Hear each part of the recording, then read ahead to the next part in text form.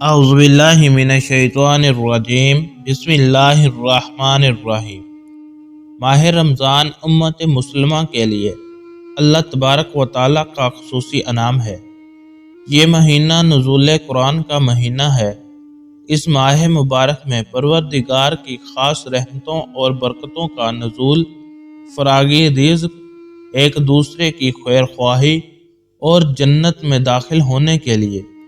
اور جہنم سے نجات حاصل کرنے کے لیے کی جانے والی کاوشوں کا مہینہ ہے۔ آخری کتاب و شریعت کے نزول کے ساتھ ہی حضرت رسول اللہ صلی اللہ علیہ وآلہ وسلم کو نبوت کی بشارت دی گئی۔ امت مسلمہ پر نازل ہونے والے اس انعام و اکرام کی خوشی اور شکرانے کے طور پر مسلمانوں پر ایک ماہ کے روزے رکھ کر اضافی عبادت کا تحفہ ملا، اور پروردگار نے ارشاد فرمایا، اے ایمان والو، تم پر اسی طرح روزے فرض کر دیے گئے ہیں جس طرح تم سے پہلے لوگوں پر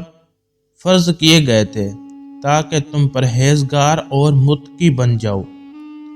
اس آیت کریمہ سے یہ واضح ہو رہا ہے کہ مسلمانوں سے پہلے بھی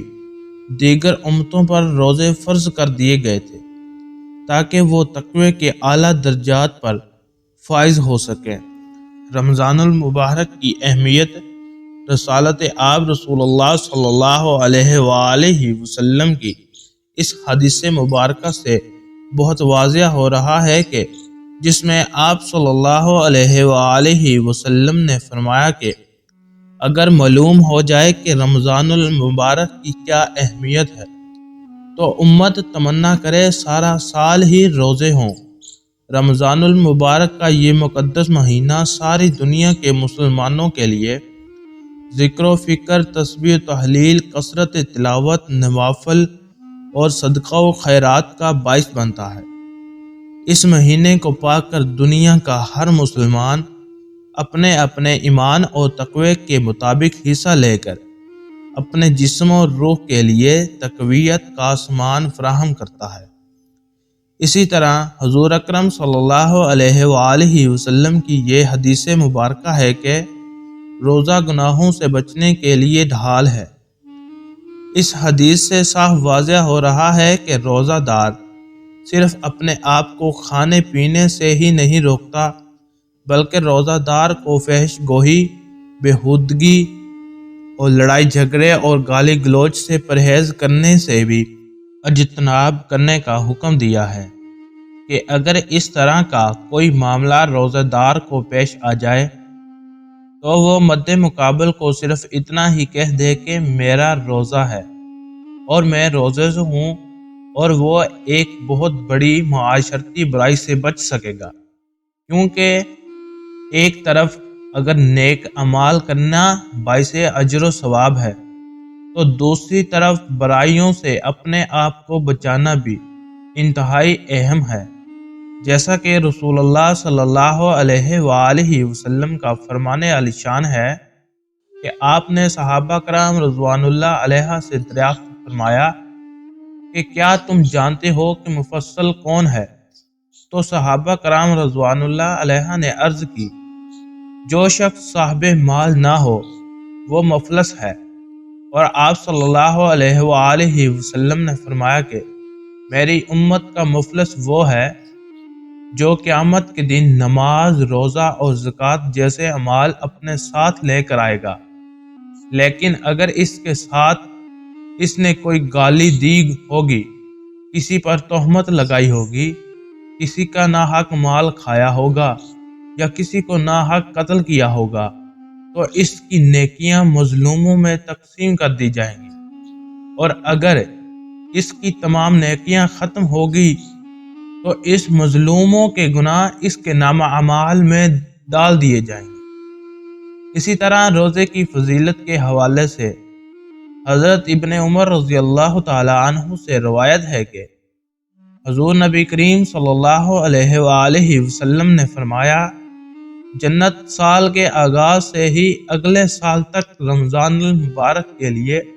سجا دی جاتی ہے۔ آپ صلی اللہ علیہ وآلہ وسلم نے فرمایا، جب رمضان المبارک کا پہلا دن ہوتا ہے تو عرش کے نیچے سے ایک ہوا چلتی ہے جو جنت کے درختوں کے پتوں سے حور عین پر پھیل جاتی ہے۔ پھر وہ حوریں یہ دعا مانگتی ہیں، اے اللہ، ہمارے لیے اپنے بندوں میں ایسے شوہر بنا جس سے ہماری آنکھیں ٹھنڈی ہوں اور ہم سے ان کی آنکھیں ٹھنڈی ہوں۔ قرآن مجید میں اللہ تبارک و تعالی نے روزے کا حکم دیتے ہوئے فرمایا کہ لعلکم تتقون، یعنی تم پر روزہ فرض کیا جاتا ہے شاید کہ تم متقی اور پرہیزگار بن جاؤ۔ یہاں پر یہ نہیں فرمایا کہ اس سے تم یقیناً متقی اور پرہیزگار ہو جاؤ گے۔ اس آیت سے واضح ہو رہا ہے کہ روزے کا نتیجہ تو آدمی کی سمجھ بوجھ اور اس کے ارادے پر منحصر ہے، نہ کہ صرف روزہ رکھ لینے سے۔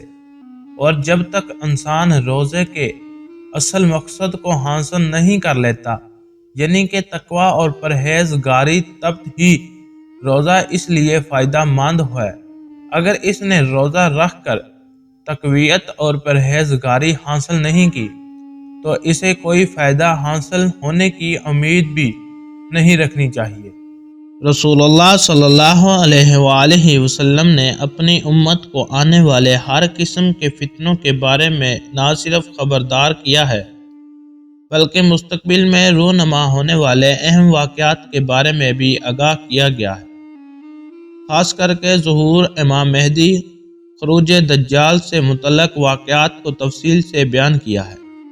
یہاں تک کہ حق و باطل کے ان دنوں میں اماموں کے ظہور و خروج سے ماقبل کے حالات کو قدر تفصیل سے بیان کیا ہے اور کچھ نشانیاں خصوصی طور سے بیان کی ہیں تاکہ کسی ان پڑھ جاہل مسلمان کو بھی حق و باطل کی پہچان میں کسی قسم کا شک و شبہ نہ رہے۔ اسی طرح حضرت امام مہدی کے ظہور سے متعلق بیان کی گئی احادیث کے بارے میں اسلاف کا یہ طریقہ چل رہا ہے کہ وہ اس کے متعلق نشانی کو ہمیشہ اپنے سامنے رکھتے تاکہ حضرت امام مہدی کے ظہور کے وقت حق و باطل کے درمیان ہونے والے معرکے میں وہ حق کے ساتھ کھڑے ہوں اور باطل ان کو دھوکہ نہ دے سکے۔ حضرت امام مہدی کے ظہور سے قبل قریب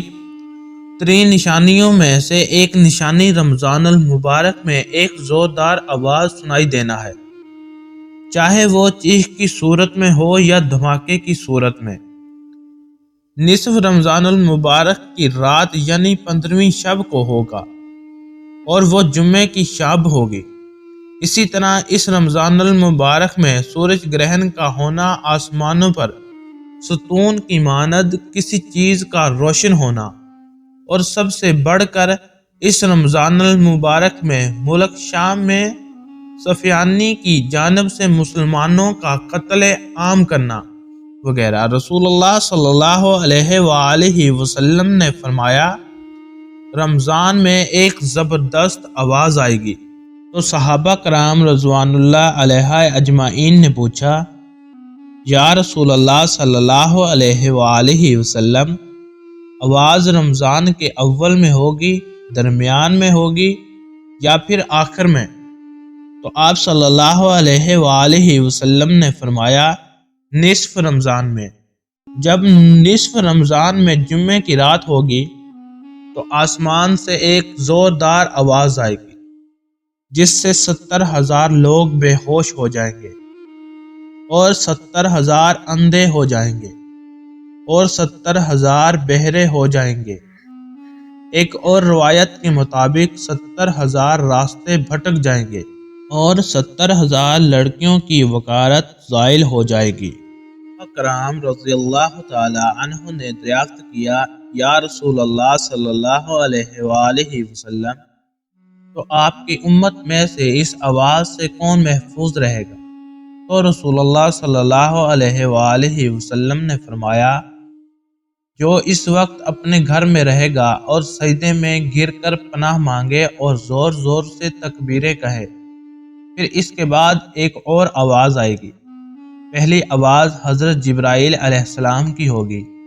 اور دوسری آواز شیطان کی ہوگی۔ پھر فرمایا کہ واقعات کی ترتیب یہ ہوگی کہ آواز رمضان میں ہوگی، دراصل جنگ کی گنگرج یا شور شرابہ ہوگا جو کہ شوال کے مہینے میں ہوگی، اور ذی القدر میں قبائل عرب بغاوت کرے گی، اور ذی الحج میں حاجیوں کو لوٹا جائے گا۔ محرم کا مہینہ، محرم کا ابتدائی حصہ میری امت کے لیے آزمائش ہے، اس کا آخری حصہ میری امت کے لیے نجات ہے۔ اس دن وہ سواری بما خواجے کے جس پر سوار ہو کر مسلمان نجات پائیں گے، اس کے لیے 1,00,000 سے زیادہ قیمت والے اس مقام سے بہتر ہوگی۔ ہاں کھیل و تفریح کا سامان ہوگا۔ رسول اللہ صلی اللہ علیہ وآلہ وسلم نے فرمایا، رمضان میں ایک آواز سنائی دے گی، شوال میں شور شرابہ ہوگا، اور ذی القعدہ میں قبائل کی باہمی کشمکش ہوگی۔ اس سال حاجیوں کو لوٹا جائے گا، اور مئی میں بڑا گشت خون ہوگا، بہت سے لوگ قتل کیے جائیں گے۔ وہاں اس وقت خون ریزی ہوگی جب وہ جمرہ عقبہ میں ہوگی، اور محرم میں ایک ندا دینے والا آسمان سے ندا دے گا کہ جان لو یہ مہدی اللہ کا خلیفہ ہے، اس کی سنو اور اطاعت کرو۔ حضرت عبداللہ بن مسعود رضی اللہ تعالی عنہ سے روایت ہے کہ رسول اللہ صلی اللہ علیہ وآلہ وسلم نے فرمایا، رمضان میں چیخیں سنائی دیں گی تو شوال میں شور شرابہ ہوگا، اور ذی القعدہ میں قبائل کی بغاوت، اور ذی الحج میں خون، اور محرم کا مہینہ تو کیا ہی مہینہ ہے۔ ہم نے پوچھا کہ یا رسول اللہ صلی اللہ علیہ وآلہ وسلم، یہ چیز کیسی ہوگی؟ تو آپ صلی اللہ علیہ وآلہ وسلم نے فرمایا، 15 رمضان المبارک جمعے کی رات کو دھماکہ ہوگا جو سونے والے کو بیدار کرے گا، کھڑے ہونے والوں کو بٹھا دے گا۔ شریف زادیاں اپنی خلوت گاہوں سے جمعے کی رات کو نکل آئیں گی۔ اس سال زلزلے کثرت سے آئیں گے۔ جب تم جمعے کے دن فجر کی نماز پڑھ لو تو اپنے اپنے گھروں میں داخل ہو کر دروازے اور کھڑکیاں بند کر لینا، اور اپنی چادریں اوڑھ لینا، اپنے کان بند کر لینا، اور جب تمہیں چیخ کا احساس ہو تو اللہ کے سامنے سجدہ ریز ہو جانا، اور یہ پڑھنا کہ پاک ہے وہ ذات جو نقائص سے پاک ہے، تو جو ایسا کرے گا وہ نجات پائے گا، اور جو ایسا نہیں کرے گا وہ ہلاک ہو جائے گا۔ محمد بن علی رحمۃ اللہ علیہ کا قول ہے، 2 نشانیاں ہیں جو زمین و آسمان کی تخلیق سے لے کر آج تک نظر نہیں آئی۔ پہلی، رمضان المبارک کی رات چاند گرہن لگے گا، اور دوسری 15 رمضان المبارک کو سورج گرہن لگے گا۔ جب سے اللہ تبارک و تعالیٰ نے زمین و آسمان کو پیدا کیا ہے ایسا نہیں ہوا۔ یہ بات حقیقت ہے کہ سورج گرہن ہمیشہ چاند کی شروع کی تاریخوں میں ہوتا ہے، اور چاند گرہن ہمیشہ ایام 20 یعنی 13، 14 اور 15 کی تاریخ کو ہوتا ہے، لیکن ظہور امام مہدی سے ماہ قبل رمضان میں یہ ترتیب بدل جائے گی۔ حضور اکرم صلی اللہ علیہ وآلہ وسلم نے فرمایا، لوگوں قیامت سے پہلے ایک رمضان ایسا آئے گا جس میں ایک ایسی شدید آواز آئے گی اور دنیا میں کوئی نہیں جان سکے گا کہ یہ آواز کہاں سے آئی ہے۔ آپ صلی اللہ علیہ وآلہ وسلم نے فرمایا کہ اگر رمضان میں ایسی آواز سنائی دے جس کا کوئی پتہ نہ چلایا جا سکے تو پھر 1 سال کا رزق اپنے گھروں میں سمیٹ کر رکھ لینا۔ کہا کہ عقل مندی ہے۔ حضرت جابر رضی اللہ تعالی عنہ فرماتے ہیں کہ میں نے رسول اللہ صلی اللہ علیہ وآلہ وسلم کو یہ فرماتے سنا کہ میری امت میں ایک جماعت یوم قیامت تک سربلندی کے ساتھ حق کے لیے برسر پیکار رہے گی۔ اس سے معلوم ہوتا ہے کہ مومنین کی ایک ایسی جماعت قیامت کے دن تک زندہ رہے، مگر مندرجہ ذیل احادیث طیبہ میں صراحت ہے کہ قیامت سے پہلے تمام مومنین کو موت آ جائے گی اور قیامت کے دن کوئی مومن زندہ نہ ہوگا۔ حضرت علی رضی اللہ تعالی عنہ سے پوچھا گیا کہ وہ کون سا عمل ہے جسے موت کے وقت ملک الموت انسان کی تمیز کرتے ہیں، اس کی روح سکون سے قبض کرتے ہیں؟ تو حضرت علی رضی اللہ تعالی عنہ نے ارشاد فرمایا، اے شخص، وہ 3 عمل یہ ہیں، جو انسان یہ 3 کام کرتا ہے تو فرشتہ موت اس کی تمیز کرتا ہے، یوں وہ اپنے مالک حقیقی سے جا کر ملتا ہے۔ جب حضرت محمد صلی اللہ علیہ وآلہ وسلم کی وفات کا وقت قریب آیا تو آپ صلی اللہ علیہ وآلہ وسلم نے فرمایا، کیا میری امت کو موت کی تکلیف برداشت کرنی پڑے گی؟ تو فرشتے نے کہا، جی ہاں، کرنی پڑے گی۔ تو آپ صلی اللہ علیہ وآلہ وسلم کی آنکھ مبارک سے آنسو جاری ہو گئے۔ تو اللہ تبارک و تعالیٰ نے فرمایا، اے محمد صلی اللہ علیہ وآلہ وسلم، آپ کی امت اگر ہر نماز کے بعد آیت الکرسی پڑھے گی تو موت کے وقت اس کا ایک پاؤں دنیا میں ہوگا اور دوسرا پاؤں جنت میں ہوگا۔ حضرت سیدنا ابو امامہ رضی اللہ تعالی عنہ فرماتے ہیں کہ رسول اللہ صلی اللہ علیہ وآلہ وسلم نے فرمایا، جو شخص ہر فرض نماز کے بعد آیت الکرسی پڑھے تو اس کو جنت میں داخل ہونے سے موت کے سوا کوئی چیز نہیں روک سکتی۔ ام المؤمنین سیدہ عائشہ صدیقہ رضی اللہ تعالی عنہ فرماتی ہیں کہ میں نے نبی کریم صلی اللہ علیہ وآلہ وسلم کو دیکھا کہ